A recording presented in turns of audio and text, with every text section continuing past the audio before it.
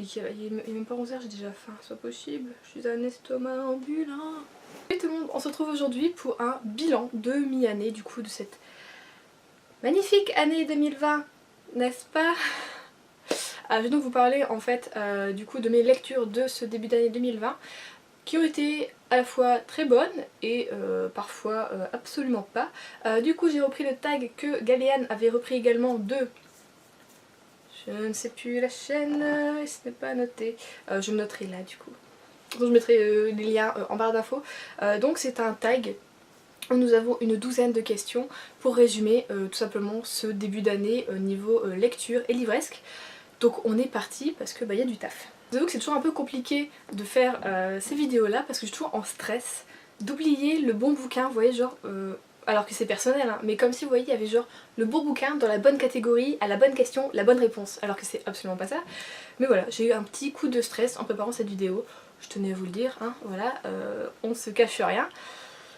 Mais c'est parti, donc je pense que là j'ai vraiment fait en fait ce qui m'est venu vraiment premièrement par la tête ou en regardant ma bibliothèque quand j'ai lu la question à chaque fois, voilà, j'ai regardé mon petit carnet où j'avais noté tout ce que j'ai lu cette année pour pas confondre parce que des fois je confonds.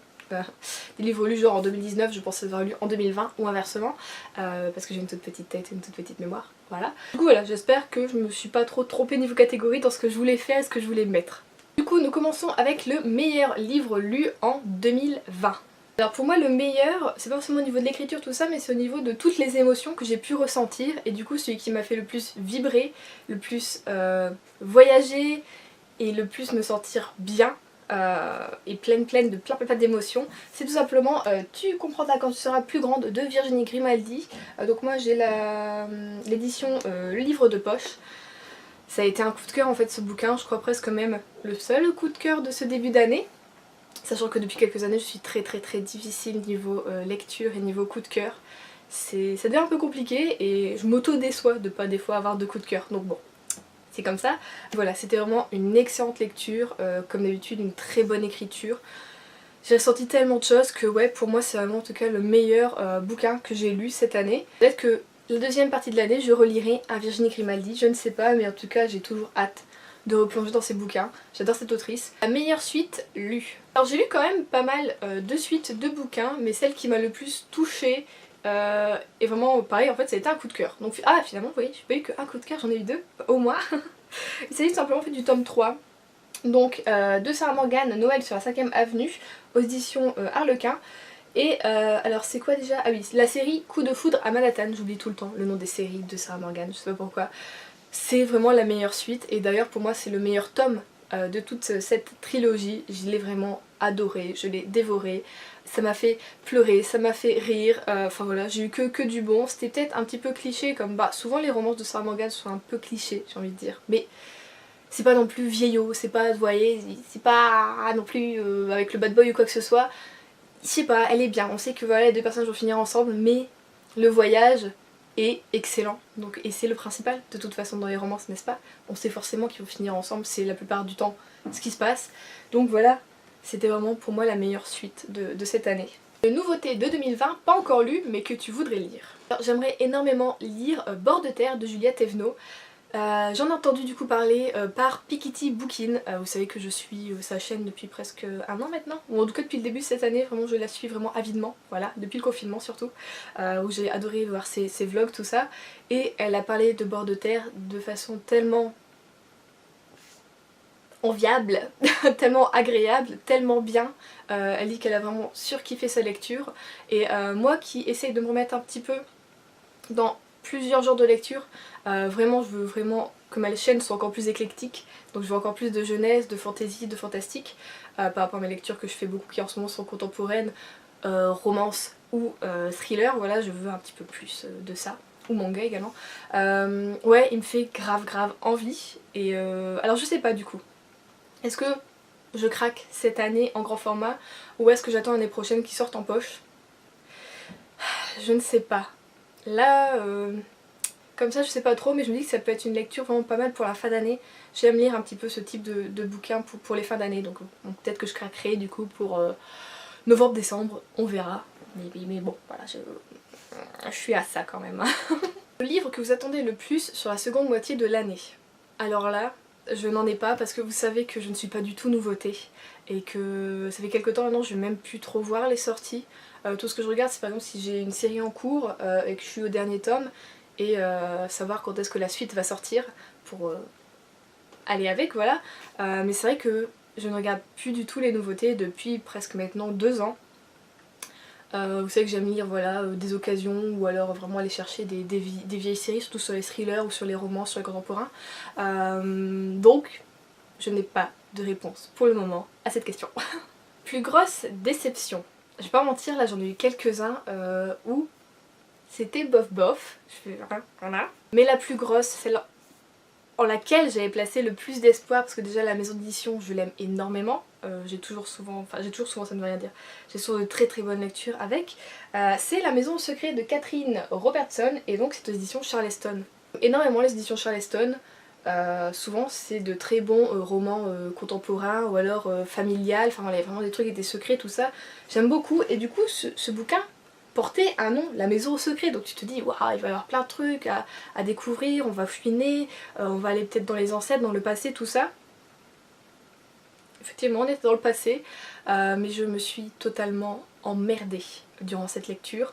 Ça n'a pas été à la hauteur de ce que j'attendais et ça a même pas été du tout ce que j'attendais. Alors je sais pas si j'ai été faussée par le nom du bouquin, le titre, voilà. Et aussi un peu par le résumé finalement qui donnait, il donnait envie. Je sais même pas si je l'ai acheté en neuf ou si c'est de l'occasion celui-ci, je sais plus. Je l'ai acheté en neuf en plus. Là c'est vraiment le truc qui te déçoit parce que t'as payé 22,50 € pour un bouquin qui finalement n'est même pas si gros que ça, hein, il fait 400 pages et qui t'a déçu. Ça fait vraiment chier ça. Plus grosse surprise. Alors là c'est une surprise parce que je ne connaissais pas du tout l'autrice. Mais j'avais beaucoup entendu parler de cette série, donc c'était une surprise agréable pour moi, mais je savais quand même que j'allais aimer. Voilà. Oh. Il s'agit tout simplement du tome 1 de Sauveur et Fils, donc de Mariode Muraille. Là c'est aux éditions L'École des Loisirs, et j'adorerais lire la suite. Je veux que cette année j'ai envie de lire la suite. Je les ai trouvés en e-book, mais j'aimerais les avoir en papier avant. Donc il va falloir que je farfouille, soit en librairie, ou alors j'aimerais bien quand même continuer la série en occasion. Donc j'avais été voir je crois sur Vinted, mais souvent ils sont un petit peu abîmés à ce niveau là, les bouquins, tout ça, donc bon, il va falloir que je revoie, ou alors souvent il n'y a que le tome 1, il n'y a pas la suite. C'est vrai, les gens ont acheté le tome 1, genre ont pas aimé, je comprends pas comment on peut pas aimer ce bouquin, pardon. La faux folle, enfin, j'avais adoré, je trouve que c'était à la limite du coup de cœur. La femme avait un petit peu, où on est avec le père qui part un peu voilà, sur son île d'origine, ça avait un petit peu plombé le truc bizarrement. J'avais adoré tout le bouquin et juste la fin ça avait un petit peu plombé, donc on est à la limite du coup de cœur, vraiment. J'aimerais bien quand même continuer la suite très très bientôt, je me dis pour l'été, c'est une série parfaite pour l'été. Donc j'aimerais bien l'avoir en main, donc je vais essayer de trouver ça et pourquoi pas peut-être que vous aurez ça en book haul au mois de juillet, parce que j'ai déjà commandé des bouquins. Mais du coup si vous n'avez pas encore lu Sauveur et Fils et que vous aimez les histoires mignonnes, à la fois prenantes, à la fois vraies et avec vraiment un fond un peu sérieux tout ça, et il y a plein de choses dedans, foncez, c'est trop bien, l'écriture est top, le petit personnage de Lazare est adorable, donc bon bah allez-y, n'hésitez absolument pas. Ton nouvel auteur favori, alors je reprends celui-ci, c'est Mariode Muraille. Parce que j'ai pas découvert en fait tant que ça de nouveaux auteurs. Cette année j'ai fait beaucoup de bouquins où je savais que j'allais aimer l'écriture, donc avec des auteurs que je connaissais déjà. Et sinon certains auteurs que j'ai découvert finalement l'écriture m'a pas pumpé up quoi, c'était pas officiel. Donc voilà, pour moi c'est Mariode Muraille pour cette année. Voilà, ce début d'année en tout cas 2020. Mon nouveau crush littéraire. Alors je l'ai pas compris comme crush pour vraiment crush littéraire, je pense que c'est pour tout l'univers, pour tout le truc, je pense pas que c'est pour un personnage un crush. Là-dessus. Du coup moi mon nouveau crush, je pense que je vous en parle énormément souvent, très souvent, c'est la série de manga Barakamon, donc de Satsuki Oshino, et c'est aux éditions Kiun. Pareil pour cet été, c'est parfait, ça se passe sur une petite île dans le sud du Japon, c'est bienveillant, c'est feel good, il se passe plein de choses, c'est drôle, on aime tous les personnages, même les petits vieux un peu chiants, c'est génial, enfin voilà, donc c'est vraiment moi mon crush de cette année, je regrette absolument pas d'avoir découvert, et même je regrette plutôt de ne pas l'avoir découvert plus tôt, parce que ce manga est incroyable, il est exceptionnel. J'ai un peu peur parce qu'il compte une vingtaine de tomes, Je me dis est-ce que ça va pas être un petit peu long, mais pour le moment j'en ai lu que 3 et j'adhère énormément, c'est un coup de cœur ce manga. Je l'aime terriblement, il me rend joie à chaque fois que je l'ai dans les mains, donc voilà, c'est mon petit crush littéraire de l'année. Est-ce que j'enregistre? Oui, j'enregistre. Non mais la fille qui se demande à 13 minutes si elle enregistre. Je vous ai dit je suis fatiguée? Je suis fatiguée. Bien, alors on était au crush. Notre nouveau personnage favori. Alors si vous me suivez au niveau des vlogs, tout ça, vous savez que j'ai eu un énorme coup de cœur qui m'a d'ailleurs brisé le cœur pour Gabriel, ce personnage. Donc c'est de la série Le Goût du Bonheur de Marie Laberge aux éditions Pocket. Et donc le personnage de Gabriel est incroyable. Je l'aime terriblement, je l'ai tellement... Ah, j'ai trop kiffé, c'était... À chaque fois que c'était... Ah, j'aimais trop, j'arrive pas à en parler. Donc si vous n'avez pas encore lu Le Goût du Bonheur, allez-y. Par contre, personnellement, je vous ai déjà dit, je ne sais pas si je vais lire la suite. Parce que c'est quand même des gros pavés. Et voilà, il se passe quelque chose à la fin de celui-ci qui me fait que... je ne vois pas l'intérêt de lire la suite, voilà. Ce n'est que mon avis à moi, mais Gabriel est vraiment mon personnage préféré. Presque de tous les temps, je vais dire. Oui. Livre qui vous a fait pleurer. Alors c'est un peu compliqué là-dessus parce que souvent un livre quand il te fait pleurer c'est que c'est triste. Mais j'ai sélectionné du coup un bouquin qui m'a fait pleurer mais plus en mode je suis révoltée et je voudrais que ça aille mieux pour le personnage. J'ai donc sélectionné Eleanor and Park. Donc oui j'ai pleuré pour Eleanor and Park, voilà. De Rainbow Rowell aux éditions PKJ. J'ai terriblement aimé ce bouquin, ça a presque été un coup de cœur et j'ai pleuré pour Eleanor parce que je voulais tellement que ça aille pour elle, que ça aille mieux, que tout ça change dans sa vie, que j'en ai eu des larmes de colère et de frustration. Et non de tristesse. C'était vraiment de la frustration pour ce personnage parce que je l'aimais terriblement, elle est tellement gentille, elle est... Enfin voilà, elle est vraiment super et voilà, je voulais juste que ça aille mieux pour elle et ça m'en a fait pleurer. C'est vrai que souvent je me souviens pas non plus des bouquins qui me font pleurer parce que je suis pas du genre à pleurer genre en mode Madeleine, voilà. Mais... Bon j'ai pleuré pour Gabriel aussi quand même, hein. Donc pour Le Goût du Bonheur j'ai pleuré. je pleure de temps en temps, j'ai pleuré également pour la 5ème avenue parce que j'étais contente par contre à la fin, donc ça m'a fait un peu pleurer. Mais oui c'est quelques larmes de crocodile, c'est pas un torrent où voilà je m'en souviens énormément que j'ai pleuré pour ce bouquin. Donc c'est vrai que je suis pas du genre à trop pleurer pour un livre, mais voilà je sais que pour celui-ci j'avais pleuré un peu de frustration et de colère. Mais c'est pas pour autant, voilà, j'ai adoré ce bouquin.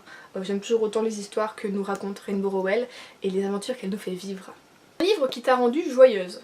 Bah alors là c'est un peu compliqué de me dire qu'un bouquin m'est rendu joyeuse. Parce que je lis pas forcément des bouquins très joyeux. S'il y a des feel good, bah il y a toujours quelque chose qui se passe un peu de patatras dans le feel good, donc c'est pas totalement joyeux. Donc je vous redirai, je vais le chercher, hein, mais bon. Du coup là-dessus je vous redirai Balakamon, parce que là par contre quand je l'ai effectivement dans les mains, il me rend joie, voilà. Je vais dire elle nous broute avec son Balakamon, c'est pas possible, nana, mais attendez franchement, allez-y, foncez quoi, c'est une petite pépite, c'est que du bonheur ce manga, il est incroyable. Vous comprendrez, lisez-le, vous comprendrez. Le plus beau livre reçu ou acheté. Comme vous savez j'ai été en no-buy pendant un petit moment durant le confinement et mon dernier book haul à part celui du mois de juin date du mois de février et il n'y en avait pas eu en janvier donc c'est un peu compliqué. Mais du coup de tous ceux que j'ai achetés, et j'ai rien reçu puisque mon anniversaire c'est le 18 août donc je n'ai pas eu de cadeau pour le moment, ce qui est normal. Donc bah, c'est un livre que vous avez vu dans mon dernier book haul que j'ai acheté moi-même. Il s'agit du coup de Jane Eyre de Charlotte Brontë et là c'est les éditions Archipoche, j'ai galéré. Donc ouais c'est leur édition qu'ils font pour les classiques d'auteurs féminines avec par exemple les Jane Austen, tout ça. Et j'aime beaucoup cette collection, elle est très belle, je l'adore. Donc voilà, pour moi c'est le petit bouquin que je me suis acheté. J'aurais pu l'acheter dans une autre collection, mais celle-ci me fait vraiment plaisir et je la trouve énormément jolie. Voilà. La dernière question, quel livre veux-tu le plus lire d'ici la fin de cette année? Il s'agit des 7 morts d'Evelyn Hardcastle, with the accent every time you know, et c'est de Stuart Turton. Alors ce bouquin est sorti en poche, non, pardon. Ce bouquin est sorti en grand format l'année dernière et du coup il vient de sortir en poche. Donc voilà, celui-ci me tente énormément, j'ai lu beaucoup de bons avis dessus. Je suis intriguée parce qu'on nous dit que c'est un mélange de Agatha Christie, de Downton Abbey, tout ce que j'aime. Donc voilà, j'aime énormément, donc je me dis ça peut être trop bien. Donc Vraiment, c'est celui qui me tente le plus, en tout cas de ceux que j'ai pas dans ma palle. Sinon je vous aurais dit le Joël Dicker, la disparition c'est ça, de Stephanie Meller. C'est celui qui me tente en tout cas le plus en ce moment, que j'ai dans ma palle. Après Captive que je suis en train de lire également. J'ai beaucoup de tentations forcément dans ma palle puisque je les ai achetés, puisque je veux les lire forcément, sinon je les aurais pas achetés. Donc voilà, c'est un peu compliqué comme question, mais oui, je dirais du coup que ce sont les 7 morts d'Evelyn Hardcastle qui me tentent le plus en tout cas pour le restant de l'année et que je compte du coup bientôt acheter. Je vais voir si en poche il est aussi beau qu'en format, sinon bon, peut-être qu'on se fera un petit plaisir également comme avec Bord de Terre et qu'on le prendra en format, c'est à voir. Donc voilà, j'espère que ce petit bilan du coup de mi-année vous aura plu. Oui, donc je vais essayer de le renouveler du coup et de le refaire au mois de décembre ou alors peut-être plutôt janvier 2021 pour bien finir l'année et être sûre de, voyez, de bien clôturer. N'hésitez pas à me dire vous votre petit bilan si vous avez eu des coups de cœur ou peut-être des déceptions, on ne sait jamais, de toute façon voilà. Ou si comme vous avez des petits crushs du coup littéraires, tout ça. N'hésitez pas à me dire tout ça en commentaire. Comme je vous dis, finalement ça m'avait stressé finalement de préparer cette vidéo, mais quand je vous parle de ces bouquins et que je me justifie du choix, je me dis que finalement j'ai fait les bons choix.